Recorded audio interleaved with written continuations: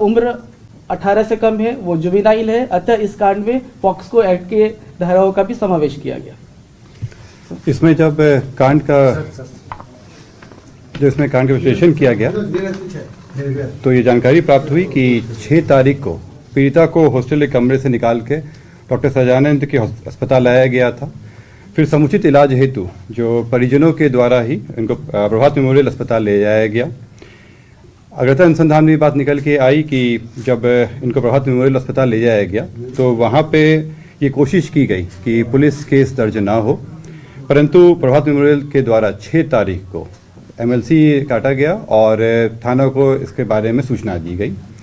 थाना को सूचना प्राप्त होने पर एक महिला सब इंस्पेक्टर के द्वारा वहाँ पे आई, जो इनके परिजनों से मिली। परिजनों के द्वारा बताया गया कि जब वो होश में आएंगी तब इनका अपना बयान दर्ज करके अग्रता कांड दर्ज करेंगे वे लोग।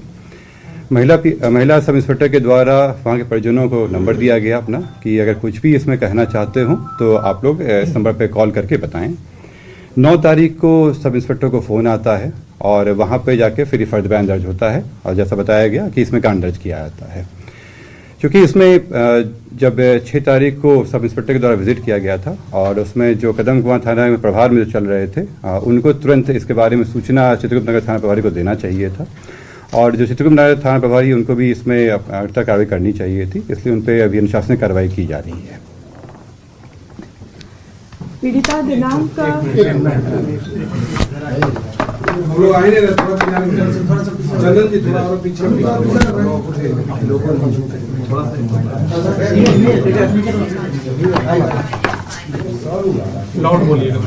पीड़िता दिनांक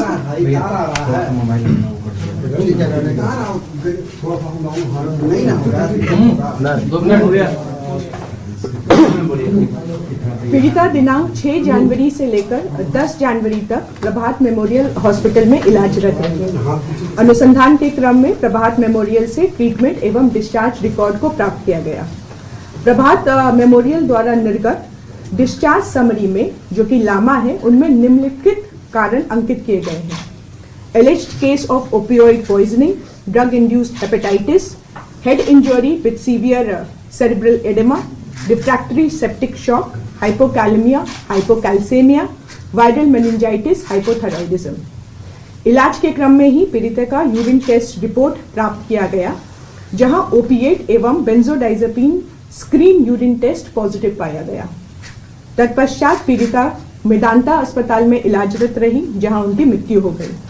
मेदांता द्वारा प्राप्त डेथ समरी में diagnosis and cause of death में निम्नलिखित कारण अंकित किए गए हैं: refractory shock, cardiogenic shock, septic shock, opiate and benzodiazepine poisoning. Medanta में पीड़िता के मृत्यु के पश्चात मेडिकल बोर्ड का गठन कराकर वीडियोग्राफी करते हुए पोस्टमार्टम किया गया। पोस्टमार्टम रिपोर्ट के मंतव्य में यौन हिंसा की संभावना से इनकार नहीं किया गया। प्रभात मेमोरियल अस्पताल एवं मेदांता से प्राप्त medical records, PM report, PM video को पटना एम्स में स्पष्ट मंतव्य हेतु अग्रसारित किया गया है।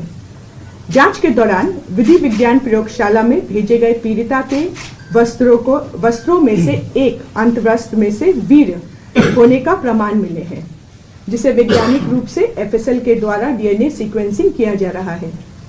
SIT टीम के द्वारा जांच का दायरा बढ़ाते हुए माननीय न्यायालय से आदेश प्राप्त करने के पश्चात अन्य संभावित संदिग्धों का DNA सैंपलिंग कराया जा रहा है।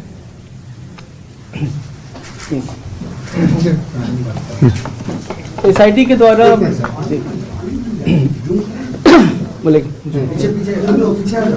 SIT के द्वारा अनुसंधान के क्रम में यह बात निकल कर आई कि 27/12/25 को विक्टिम अपने फैमिली, जिसमें उसके माता पिता और भाई है, उसके साथ पटना स्थित हॉस्टल से जहानाबाद एक गाड़ी से जाती है, स्कॉर्पियो गाड़ी से। इस बात का सत्यापन फैमिली मेंबर्स के बयान से भी होती है। जहानाबाद जाने के क्रम में जहानाबाद में ही अरवल मोड़ पे उनके द्वारा गाड़ी रोककर एक मेडिकल स्टोर से कुछ मेडिसिन खरीदे जाते हैं पीड़िता और उनके फैमिली के द्वारा। उन मेडिसिन में एमिटोन प्लस भी था, उसके साथ कुछ अन्य भी मेडिसिन थी। इसका सत्यापन जो हमें स्ट्रिप मिले थे उनके ये परिवार के द्वारा जो सुपुर्द किया गया था, उसके बैच नंबर से उसका मिलान किया गया। बैच नंबर के मिलान करने से यह पाया गया कि यह उसी बैच नंबर की दवा है। साथ ही साथ ये पीड़िता के यूपीआई बैंक अकाउंट से भी इसे वेरीफाई किया गया।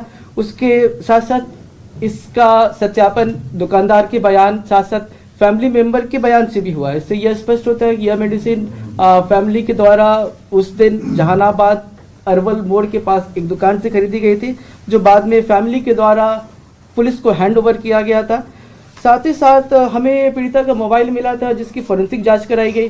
फोरेंसिक जांच में काफ़ी सारे तथ्य निकल कर आए। उसमें से एक महत्वपूर्ण तथ्य यह है कि 5 तारीख को ही उन्होंने उसी अमिटोन प्लस के केमिकल कॉम्बिनेशन को सर्च किया था, जो उसका सॉल्ट होता है।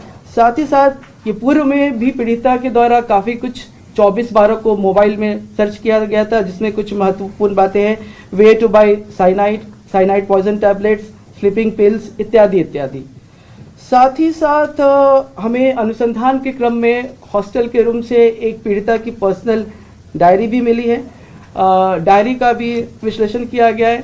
डायरी में जो उन्होंने जो बातें लिखी है उससे ये पीड़िता की मानसिक स्थिति एवं उनके जो परिस्थिति थी घटना होने के पूर्व, उसके बारे में महत्वपूर्ण जानकारी मिलती है। डायरी को भी एफएसएल जांच के लिए भेजा जा रहा है।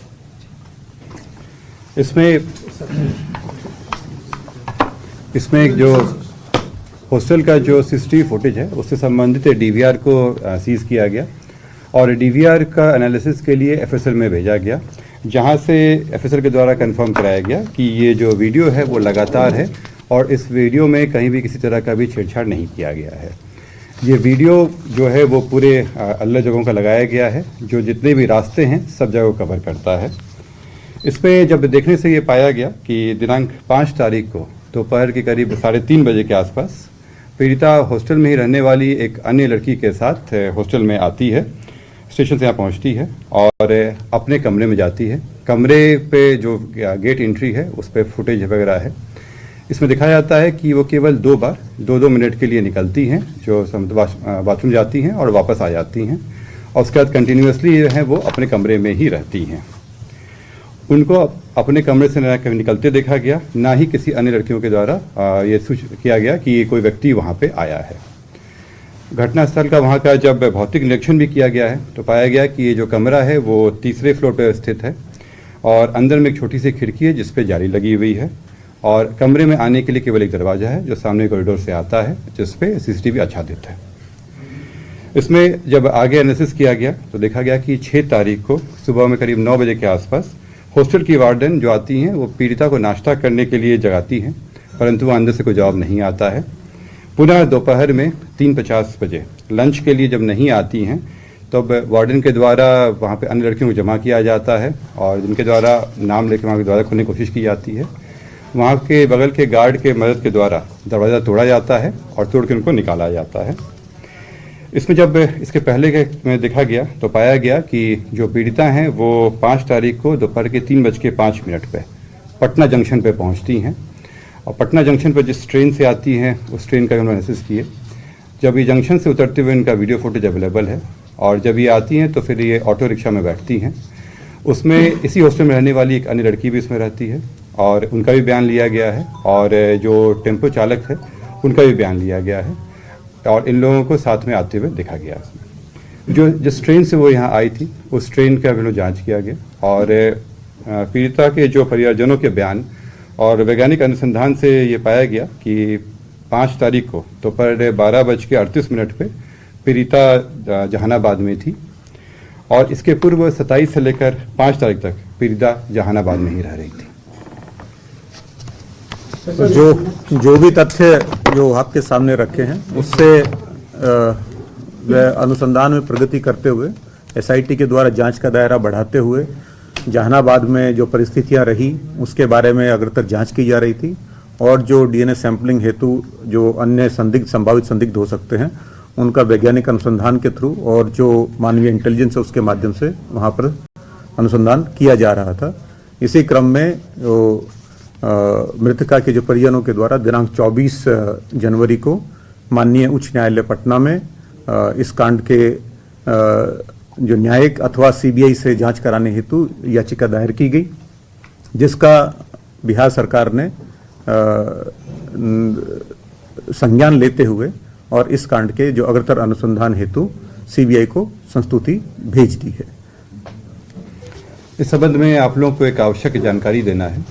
इस कांड में पॉक्सो एक्ट की धाराएं लगी हुई हैं और साथ ही में पॉक्सो कोर्ट के द्वारा निर्देश भी दिया गया है, जिससे आप लोगों का अवगत कराया जाए। कल भी कराया गया था और अभी भी आप लोग अवगत कराया जाएगा। आप लोगों से अनुरोध है कि जो पॉक्सो की धाराएं हैं, पॉक्सो एक्ट है और जो पॉक्सो कोर्ट का जो निर्देश है उसका आप लोग अक्षरशः अनुपालन करें। सर ये बताइए कि जो घटना अभी हो गया, नो क्वेश्चंस नहीं होंगे इसमें, आप दे दीजिए। इसमें नई बात क्या है? ये सारी बात तो पब्लिक डोमेन में पहले से ही है। इसमें अभी क्योंकि मामला का सीबीआई के द्वारा अनुसंधान किया जाना, तो इस पे और कोई भी समय पे घटना करेगा उसके अंदर में हो गया, बस ठीक। घटना कहाँ मिसलीड क्यों कर रही थी इस पूरे केस को? घटना कहाँ हुई है सर? किया गया कि रेप नहीं हुआ है? पटना में हुआ है। तो नीट छात्रा की मौत मामले पर ये पटना पुलिस की प्रेस कॉन्फ्रेंस आप सुन रहे थे, जिसमें ये साफ तौर पर माना है कि चित्रगुप्त थाना एसएचओ ने लापरवाही की थी और इसी लापरवाही के चलते एसएचओ पर कार्रवाई की गई। कई मामलों में अनुसंधान फिलहाल जारी बताया जा रहा है और एक जो महत्वपूर्ण बात कही गई है कि जो पीड़िता थी उसके एक कपड़े पर स्पंप था। इस बात की भी पुष्टि इस प्रेस कॉन्फ्रेंस में की गई। एसएचओ ने लापरवाही की, इस बात को स्वीकार किया गया और इस पूरे मामले में कई और कानूनी पेचों का भी जिक्र किया गया।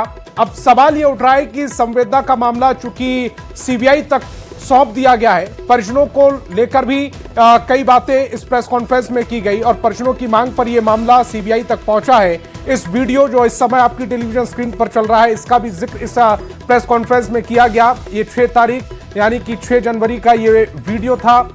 इस वीडियो का भी जिक्र किया गया। 11 तारीख को संवेदना की मौत होती है। उसके बाद पुलिस की कई थ्योरी सामने आती हैं। सर्वप्रथम जो थ्योरी आती है उसमें रेप की पुष्टि नहीं होती है और आत्महत्या उसको दर्शाने की कोशिश की जाती है। उसके बाद एसआईटी का गठन होता है, एसएचओ पर कार्रवाई होती है, फिर एसआईटी अपनी रिपोर्ट देती है, पीड़ित परिवार से बातचीत करने की कोशिश होती है। पीड़ित परिवार पुलिस पर कई गंभीर आरोप लगाते हैं, मामला सीबीआई को सौंप दिया जाता है। तकरीबन 1 महीना इस पूरे क्रम में गुजर जाता है। अब जाकर पटना पुलिस की ओर से यह प्रेस कॉन्फ्रेंस की गई और अमित हमारे सहयोगी ज्यादा जानकारी के साथ जुड़ रहे हैं। अमित, एक तरफ प्रेस कॉन्फ्रेंस हुई है, क्या इस प्रेस कॉन्फ्रेंस में जो पहली बात एसएचओ की ओर से जो कार्रवाई की गई उसमें कमी पाई जाना और उस पर उन पर कार्रवाई करना, दूसरा पीड़ित परिवार जो लगातार पुलिस की जांच को संदेह के घेरे में रख रहा था, उनके कुछ जवाब मिल पाए? देखिए, पुलिस के पास कहने के लिए कुछ नहीं है।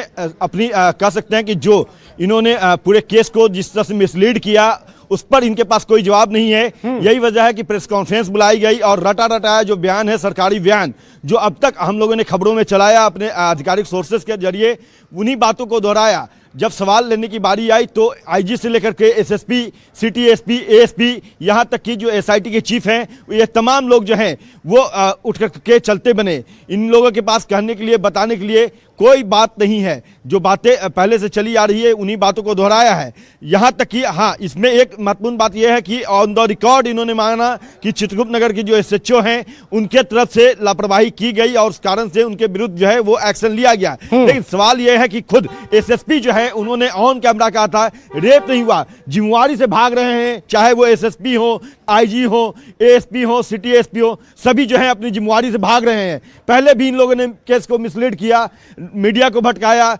पूरे तौर पे केस को घुमाने की कोशिश की और अब जिम्मेवारी से भाग रहे हैं। कैमरे पे एक भी सवाल फेस करने की ताकत नहीं है पटना पुलिस में। यही वजह है कि आईजी से लेकर के एसएसपी तक सभी जो हैं वो सवाल नहीं लिए। सवाल लगातार पत्रकारों के द्वारा पूछा जा रहा था। अमित, जो तस्वीरें आप दिखाने की कोशिश कर रहे हैं उसमें तो वर्दी वाले साफ तौर पर भागते हुए देखे ही गए और जिन एसएसपी की आप बात कर रहे हैं, सबसे पहले मिसलीड जो एसएचओ की ओर से किया गया उसमें उनकी भी सहयोगिता थी, क्योंकि उन्होंने उस बात को माना। एक तरफ तो इस पूरे मामले को पुलिस की ओर से मिसलीड किया गया, दूसरी तरफ अगर प्रेस कॉन्फ्रेंस को ध्यान से सुनिएगा तो कोशिश ये की जा रही है कि परिवार को किसी तरह से आरोपी घोषित कर दें, परिवार पर ही सारा दोष डाल दें। देखिए बिल्कुल चूंकि परिवार वालों ने भी कहा था जब डीजीपी से मिलने मृतका के पिता और माता आए थे तो उस दौरान जो है उन पर दबाव बनाया गया था और कि इस केस को जो है जैसे हम चाह रहे हैं वैसे प्रोड्यूस करने दीजिए, नहीं तो हम सीबीआई को सौंप देंगे, वर्षों तक ये केस लटका रहेगा। लेकिन जब परिवार जो है वो राजी नहीं हुए तो यह केस जो है वो अगले ही दिन जो है सीबीआई को सौंपने की अनुशंसा मुख्यमंत्री के द्वारा कर दी गई। और अब आज भी जो है आईजी पटना ये कह रहे हैं कि चूंकि ये केस पॉक्सो का है, हवाला दे रहे हैं, देखिए पॉक्सो का हवाला दे रहे हैं। पॉक्सो कब लगा? जब इस खबर को रेज किया मीडिया ने, तब जाकर पॉक्सो एक्ट जो है वो पटना पुलिस के द्वारा अनुरोध किया गया कोर्ट से और कोर्ट की अनुमति के बाद जो है ये पॉक्सो एक्ट लगाया गया। जहां तक बात रही परिजनों पर मिसलीड करने के, परिजनों को बारे में यह कहा गया कि उनके तरफ से एफआईआर नहीं करने की जो है वो कोशिश की जा रही थी, कहीं न कहीं चीजों को छुपाने की कोशिश की जा रही थी। तो यहाँ पे पुलिस का यह कर्तव्य बनता है कि अगर कोई भी मामला संदिग्ध है, कोई भी मामला जो है कानूनी दायरे में आता है, अगर परिवार के लोग एफआईआर नहीं भी करना चाहते हैं तो पुलिस स्वतः संज्ञान लेगी, स्वतः एफआईआर लॉन्च करेगी और इसमें अनुसंधान करेगी। लेकिन अब यहाँ पे जो है चूंकि मामला सीबीआई से जांच की अनुशंसा सरकार ने कर दी है तो ऐसे में आईजी ये तर्क दे रहे हैं कि यह मामला सीबीआई के पास है इसलिए हम कुछ नहीं बोल सकते। तो जब कुछ नहीं बोल सकते मेरा सवाल यहीं पर बनता है कि चूंकि मामला लगभग 1 महीने से चल रहा है, 6 तारीख को हॉस्पिटल में एडमिट कराने से लेकर 11 तारीख को पीड़िता की मौत, उसके बाद एसआईटी का गठन, उसके बाद सीबीआई को सौंपना, ये तकरीबन 1 महीने से पूरा चक्कर चल रहा है। तब जब जरूरत थी, तब जब मीडिया लगातार सवाल पूछ रहा था, तब कोई प्रेस कॉन्फ्रेंस नहीं की गई। जब मामला सीबीआई के पास चला गया तो अब पुलिस को यह प्रेस कॉन्फ्रेंस करने की जरूरत क्यों पड़ी? देखिए संतोष, सबसे बड़ी बात है कि अभी भी सीबीआई ने इस केस को हैंडओवर नहीं लिया है, सीबीआई ने इस केस को अपने हाथ में नहीं लिया है और आईजी ये तर्क दे रहे हैं कि ये केस जो है वो सीबीआई को दे दिया गया है इसलिए अब हम कुछ नहीं बोलेंगे। जब सीबीआई लेगी और यहां से सारे जो अनुसंधान के दस्तावेज हैं वो सीबीआई को सुपुर्द किए जाएंगे, उसके बाद सीबीआई फ्रेश एफआईआर लॉन्च करेगी, उसके बाद अनुसंधान सीबीआई का शुरू होगा, तब जो है पटना पुलिस को कुछ करने के लिए नहीं बनता।